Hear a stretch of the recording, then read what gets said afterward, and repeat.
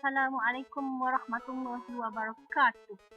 Sambungan kepada bab 1 biologi iaitu subtopik yang ketiga, berkomunikasi dalam biologi. Okey, jom kita tengok. Ada 4 standard pembelajaran, ada 4 objektif untuk murid-murid. Yang pertama, murid mesti boleh membina jadual daripada data eksperimen. Yang kedua, melukis graf yang sesuai berdasarkan data eksperimen. Ada 3 jenis graf yang kamu akan belajar. Dan yang ketiga adalah melakarkan lukisan biologi yang betul macam mana. Dan yang keempat, mengenal pasti apakah satah, keratan dan juga arah dalam lukisan biologi. Okey, jom tengok. Okey, so perkenalkan, itu adalah Cikgu Satimah, pernah mengajar di Sekolah Menengah Kebangsaan Ulu Tiram dan kini bertugas di SMK Syed Ahmad Tabu Tulang Perlis. Alright, kita tengok untuk objektif yang pertama. Ni objektif yang pertama ialah apabila awak boleh membina jadual sendiri menggunakan data semasa melakukan eksperimen. Okey, laju contohnya kalau eksperimen kesan suhu yang berlainan terhadap isi padu oksigen yang dibebaskan oleh tumbuhan air. Jadi sebenarnya kalau dalam soalan, tajuk soalan, eksperimen dia cakap kesan suhu berlainan. Jadi kat sini dah ada form boleh ubah dimanipulasi. Suhu berlainan. Okey, dan pemboleh ubah yang bergerak balas ialah isi padu oksigen yang dibebaskan. Jadi apabila awak bina jadual, pastikan awak masukkan unit dia. Okey, ini kita tengok.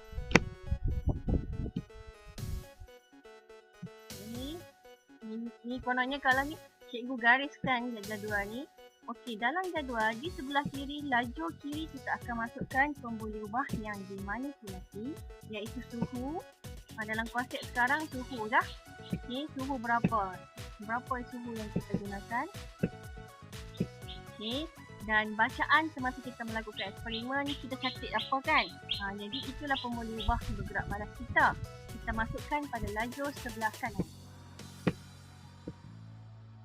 Selesai. Tak nampak tu pagi.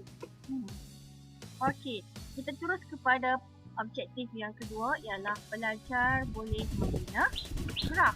Okey, apabila kamu ingin membina graf ini sebenarnya berfungsi untuk menggambarkan hubungan antara pemboleh ubah yang dimanipulasi dengan pemboleh ubah yang bergerak balas. Okey, sekejap. Sebenarnya graf ini ada 3 jenis. 3 jenis graf iaitu graf jenis garis, graf bar ataupun carta palang dan juga histogram. Okey, kita tengok dulu apakah benda umum apabila awak melukis graf. Pertama, paksi Y, iaitu paksi yang menegak, menggambarkan mewakili pemboleh ubah yang bergerak balas. Okey, dan paksi X adalah mewakili pemboleh ubah yang kita manipulasikan. Dan pastikan apabila awak bina graf, patah balik. Apabila awak bina graf, skalanya adalah seragam pada paksinya. Letak tajuk graf. Paksi X letak tajuk, paksi Y letak tajuk dan keseluruhan tu ada tajuk. Ada 3. Paksi X, paksi Y dan skala. 4 perkara. Okey, 4 benda umum. Okey, kita tengok graf yang pertama. Graf yang pertama ialah graf garis. Jadi graf garis, kita guna data yang tadi, yang mula-mula. Okay, cara nak bina graf garis, buat dulu paksi Y. Okay, paksi X, kemudian kita letakkan jarak yang seragam bagi setiap skala tu dan gunakan numbering yang sesuai lah. So berdasarkan kita punya suhu, pemboleh ubah manipulasi suhu tu 30 hingga 60, maka sesuai kita gunakan 10, 20, 30, macam tu. Kita yang letakkan berdasarkan record dalam jadual kita. Okay, tengok keponangan cikgu tulis. Kemudian cikgu tulis tajuk di hujung paksi. Okey. Nampak macam simple, tapi bila nanti cikgu suruh, awak jangan tengok-tengok orang lain dah. Kita boleh diri kita sendiri. Macam mana nak bina jadual dengan betul. Okey, untuk Pak CY ini ialah pembuluh liwah bergerak balas. Kita nak letak berapa? Ni berapa skala kita? Jadi kita tengok dalam jadual kita bermula dengan 2 dan berakhir dengan 14. Jadi kita nampak nombor genap kat situ. Sesuailah kalau kita guna 2, 4, 6, 8, 10. Tengok data dalam jadual. Macam mana kita nak senang untuk plot. Okey. Untuk graf garis, awak tandakan semasa plot tu dengan simbol yang boleh dilihat. Okey. So kat sini cikgu gunakan simbol X yang besar. Okey, plot bagi betul, ada markah untuk plot yang betul. Dan awak cantumkan setiap plot itu menggunakan garisan lukisan tangan. Jangan guna pembaris. Jadi cantumkan setiap plot tu di mana bermula dan berakhir di situ. Jangan ambil daripada bawah tempat sini. Okey. Ini adalah graf garis. Okey. Yang tick ni ialah apa yang kita beri dalam pemarkahan. Ada paksi, ada tajuk, ada plot yang betul dan sambungan titik yang betul. Okey, ini adalah tajuk keseluruhan graf. Okey, padu oksigen melawan suhu. Clear tentang graf garis? Okey. Kita terus kepada graf bar ataupun carta palang. Yang ni yang paling mudah sekali. Okey, untuk mempersembahkan data secara menegak dan palangnya tidak bercantum. Cara nak lukis, pastikan lebar setiap palang tu adalah seragam. Okey, cikgu cepatkan. Biasanya kalau graf palang ni kalau tak bercantum, biasanya dia tengok juga eksperimen tentang apa. Okay, macam sekarang ni data dia adalah tentang kumpulan darah manusia kan. Jadi ada 4 kumpulan. Bilangan pelajar melawan kumpulan darah. Okey, bilangan murid tingkatan 4 melawan kumpulan darah. Dan kita plot. Cantik kan grafik ni? Okey, kita buat macam ni lebih cantik. Okey, bila awak semak balik ada tajuk pada setiap palang. X, Y ada dan juga tajuk besar kat atas tu pun ada. Okey, lengkap dah kata palang kita. Dan graf yang ketiga perlu anda tahu ialah histogram. Beza histogram dengan graf palang ialah dia punya palang tu bercantum. Okey, palang bercantum. Okey, dan biasanya histogram ini dia ada range nombor. Contohnya 0 hingga 10, 11 hingga 20. Okey, dia macam tu. Dia ada range. Okey, kita tengok cara dia. Masih sama macam tadi. Okey. Paksi XY, paksi X.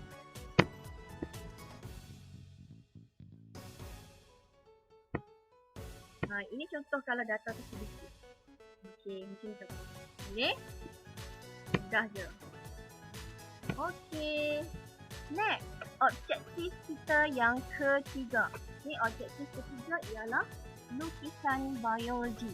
Untuk melukis lukisan biologi yang tepat, awak perlu mematuhi ciri-ciri lukisan biologi yang tepat. Okay, pertama, lukisan itu mestilah besar dan tepatlah semestinya. Okey, untuk mendapatkan lukisan yang besar, tepat dan cantik, gunakan pensel yang pensel mata tajam lah. Ya. Okey, yang kedua, pastikan lukisan itu tidak berlorek secara artistik. Bukan macam pendidikan sini ya, awak lorek sikit-sikit tak boleh. Nanti dia akan jadi garisan putus-putus. Okey, tengok yang ketiga, ciri ketiga, garisan mesti jelas, tidak putus-putus. Okey, seterusnya apabila melukis lukisan biologi, lukisan mestilah berlabel dan label itu garisan tu tak ada anak panah. Okey, dan garisan label tidak bersilang. Okey, dan pastikan ada tajuk di bawah lukisan itu. Perkara keenam, struktur. Pastikan struktur tu letak di kedudukan yang betul berdasarkan pemerhatian kita. Boleh? Okey, cuba tengok contoh yang cikgu bagi di sini. Ada dua jenis lukisan biologi. Sama ada lukisan jenis plant ataupun lukisan terperinci. So kalau lukisan plant, dia lebih kepada menggambarkan struktur luar secara kosong. Tapi tetap mempunyai label dan juga tajuk lukisan. Cara label pun awak cuba tengok cara label. Pastikan cara label yang tepat. Okey, lukisan terperinci ni pula dia lebih terperinci dan biasanya digunakan untuk menunjukkan struktur dalam sel tu. Kalau ada sel-sel kecil, ada bintik-bintik macam sitoplasma, kita akan lukis. Jadi inilah ciri-ciri biologi. Okey. Boleh? Kita teruskan kepada objektif yang keempat, iaitu tentang satah, keratan dan juga arah. Jadi sebenarnya apa tiga-tiga ni? Jadi pemerhatian bagi struktur-struktur organisme apabila awak belajar biologi, ia dilakukan berdasarkan tiga perkara ini, iaitu satah. Kalau satah macam mana kita sebut? Kalau keratan bagaimana kita lakukan? Dan kalau arah berdasarkan lukisan anatomi, kita akan labelkan arah yang macam mana. Jadi untuk satah, ada tiga satah utama yang awak perlu tahu, iaitu satah sagittal. Satah sagittal dia menunjukkan satah kiri dengan kanan. Okey, perhatikan gambar lelaki ini. Okey, satah sagittal yang berwarna merah ni. Dia bahagikan badan orang ni kiri dengan kanan. Kalau satah frontal, front depan, belakang. Ini dia akan membahagikan badan orang tu depan belakang. Dan satah melintang merujuk kepada kawasan permukaan secara biru tu. Membahagikan tubuh atas dengan bawah. Okey. Itu satah. Sagittal, frontal, melintang. Okey, untuk keratan. Keratan ni macam mana pula? Apabila awak membuat keratan, awak kena faham istilah keratan. Okey, so saya berada di hadapan disiplin. Okey, so untuk keratan, apabila kita belajar tentang keratan, istilah dia keratan melintang dan juga keratan memuju. Boleh juga keratan melintang dipanggil keratan rentas. Okey, cuba tengok. Carrot ni, ini lebih senang kita faham. Apabila awak membahagi struktur kepada bahagian atas dan bawah secara melintang. Bulat-bulat-bulat-bulat kan carrot tu kan. Tapi kalau maksud keratan memuju, ibarat kata kita belah tengah. Okey, belah secara menegak. Okey, membahagikan struktur kepada bahagian kiri dan kanan struktur tersebut. Okey, faham kan? Biasa buat sayok kan? Okey. Seterusnya kita tengok istilah arah. Okey, untuk arah lebih banyak. Arah digunakan untuk melabelkan lukisan anatomi bagi manusia, haiwan ataupun tumbuhan. Jadi apabila awak melukis lukisan anatomi, awak perlu melabelkan lukisan itu dari segi arah dia. Okay? So arah terdiri daripada anterior, ventral, posterior, dorsal, superior, inferior dengan lateral. Jadi kat sini cikgu dah sharekan gambar yang agak detail tentang kesemua arah tersebut. Kita tengok superior, dia bermaksud menghala ataupun menuju ke arah kepala. Kalau super, mengarah ke arah kepala. Kalau lateral, bahagian selain daripada tengah badan, tepi. Okay. Inferior maksudnya tala ke bawah, menghala ke bawah, menuju ke arah kaki. Okay. Kalau ventral maksudnya menuju ke arah bawah jasad. Okay. Kalau ini ikan. Kalau dorsal menuju ke arah atas jasad. Okay. Atas jasad menuju ke arah atas. Kemudian kita ada posterior maksudnya menuju ke arah belakang. Posterior, belakang jasad. Dan anterior menuju ke arah depan jasad. Anterior. Posterior. Okay. Dorsal. Ventral. Ventral. Bawah. Okey. Tak apa. Practice makes perfect. Okey. Jom kita buat latihan. So, latihan ini terdapat dalam buku teks. Practice formative 1.3. Cikgu nak awak salin dan tulis dalam buku latihan. Okey, so ada 1, 2, 3, 4, ada 5 soalan. Okey, yang pertama adalah soalan awak mengenal pasti yang mana satu pun boleh ubah dimanipulasi dan pun boleh ubah bergerak balas dalam jadual ini. Kemudian bina graf yang sesuai dengan data yang terdapat dalam jadual. Ada 3 jenis graf. Jadi awak pilih graf mana yang sesuai dengan data ni. Dan yang kedua, soalan yang kedua nyatakan 5 ciri yang perlu ada dalam lukisan biologi. Mana-mana ciri pun boleh. Yang ketiga, nyatakan 3 jenis satah utama. Dan yang keempat, senaraikan langkah-langkah dalam penyiasatan saintifik.